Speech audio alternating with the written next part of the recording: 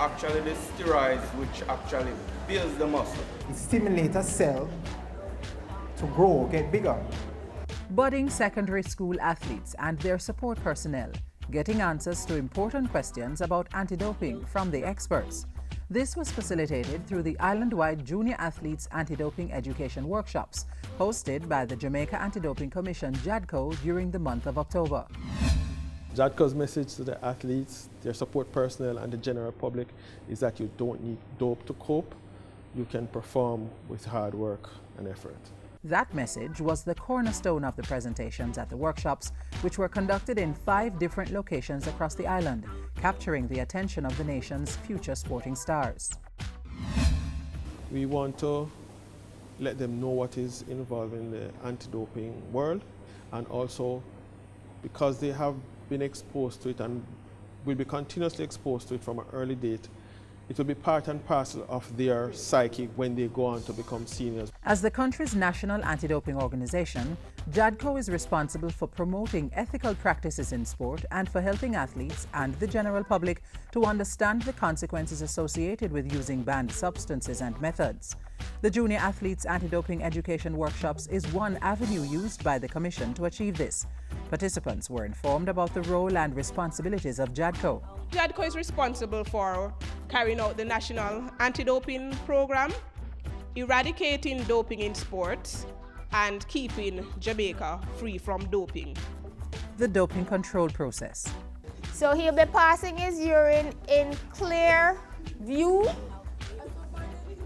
of the doping control officer.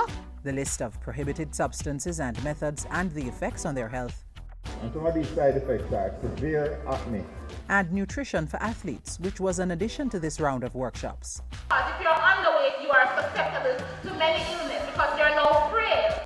The workshops were also used by JADCO to launch its mascot competition for secondary school students. We feel that a mascot will identify us with what we do, persons will identify easily with us, and also part and parcel of that is having a mascot. When persons look at it, it will also let them go back to think about what is involved in anti-doping. Prizes of $25,000 and a trophy, $15,000 and a trophy, and $10,000 and a plaque await the winner and runners-up in the competition. So if you or someone you know has an interesting mascot design, visit JADCO's website for the details and send in your entry before January 16, 2015. The secondary school athletes who participated in the workshops left with a wealth of information about anti-doping in sport. I learned what and what not to do in track and field, what I can and what I cannot take. The demonstrations were very enlightening, especially the doping process, to hear how what actually takes place. I got more knowledge on how to balance my diet and how to eat right from the different food groups.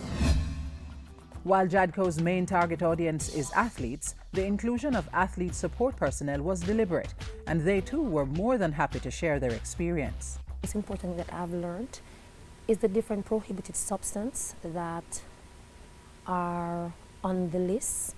As a coach, it also helped me to give information to the students as to what are the doping violations, how doping violations take place, and the steps in sample collections.